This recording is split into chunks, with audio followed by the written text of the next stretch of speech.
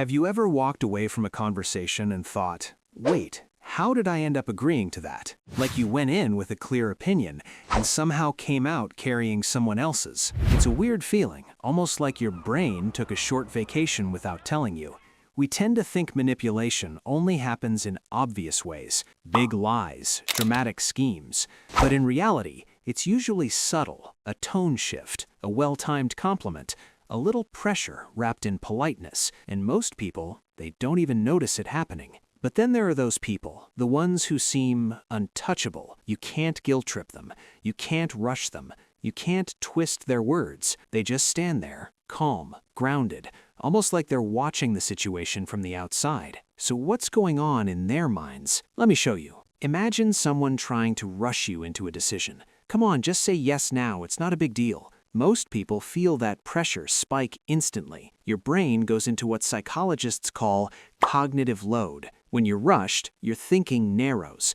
You stop analyzing and start reacting. But people who are hard to manipulate do something simple but powerful. They pause, not dramatically, not awkwardly, just enough to break the momentum. Because manipulation often relies on speed. It's like a magician distracting you with one hand while the trick happens in the other. The moment you slow things down, the illusion starts to fall apart. And that pause comes from a deeper trait. They trust their own internal timing more than external pressure. Now think about guilt. Someone says, if you really cared, you'd do this. That hits deep, right? Because humans are wired for connection. We don't want to feel like the bad person.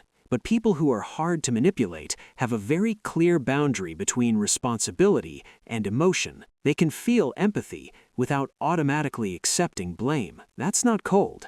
It's actually a sign of emotional intelligence. There's research showing that people with strong self-concept clarity, basically a stable sense of who they are far less susceptible to manipulation. Because when someone tries to redefine you in the moment, you're selfish, you're difficult, you're overthinking, it doesn't stick. It's like throwing Velcro at glass. And that leads to something even deeper. These people don't rely heavily on external validation. Think about how many decisions people make just to avoid disapproval, to keep the peace, to fit in. Now imagine not needing that as much. It doesn't mean they don't care about others. It just means their self-worth isn't on a leash. So when someone tries to manipulate them with approval or rejection, it just doesn't land the same way. There's also something interesting about how they listen. Most people listen to respond, to defend, to react. But people who are hard to manipulate listen to understand patterns. They notice inconsistencies, small contradictions, emotional shifts that don't quite match the words being said. It's almost like they're reading between the lines in real time. Not in a paranoid way, more like quiet awareness. And here's where it gets even more fascinating. They're comfortable with discomfort. Manipulation often works because it creates tension, awkwardness, silence, a sense that something needs to be resolved right now. And most people rush to fix that feeling. But these people, though, they can sit in it. They can let the silence hang. They can say, I'm not sure, and actually mean it. That ability alone makes manipulation incredibly difficult because now the usual pressure tactics just dissolve. And maybe the most underrated trait of all, they're okay with being misunderstood. Think about that for a second. A lot of manipulation works by threatening your image. People will think this about you. You'll come across as that. But if you're not constantly trying to control how others see you, that tactic loses its power. It's like trying to push on a door that isn't locked. It just swings open, and there's no resistance to use against you. Now, none of this means these people are perfect.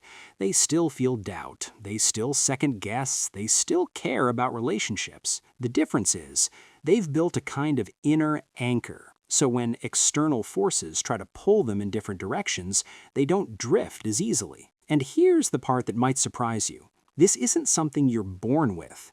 It's something you slowly build. Every time you pause instead of reacting, every time you question pressure instead of obeying it, every time you choose clarity over approval, you're strengthening that anchor. So if you've ever felt like you were too easy to influence, or like people can push your buttons without trying, that's not a fixed trait. It's just a skill you haven't fully developed yet. And the moment you start noticing these patterns, you're already harder to manipulate than you were yesterday. So now I'm curious, when was the last time you caught yourself being subtly influenced, and what did it feel like when you realized it? Let me know down in the comments. And if you enjoy content like this, where we break down the hidden psychology behind everyday behavior, make sure to subscribe so you don't miss the next one. Because the more you understand how your mind works, the harder it becomes for anyone else to control it.